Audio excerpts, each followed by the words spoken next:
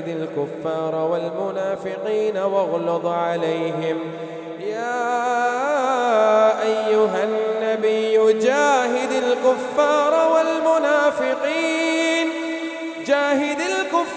والمنافقين واغلظ عليهم ومأواهم جهنم وبئس المصير. ضرب الله مثلا للذين كفروا امرأة نوح وامرأة لوط كانتا تحت عبدين من عبادنا صالحين فخانتاهما فلم يغنيا عنهما من الله شيئا وقيل ادخلا النار مع الداخلين.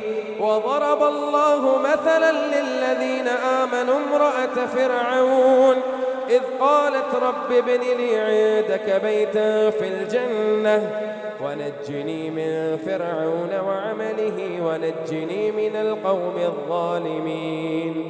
ومريم ابنة عمران التي أحصنت فرجها فنفخنا فيه من روحنا وصدقت بكلمات ربها وكتبه وكانت من القانتين.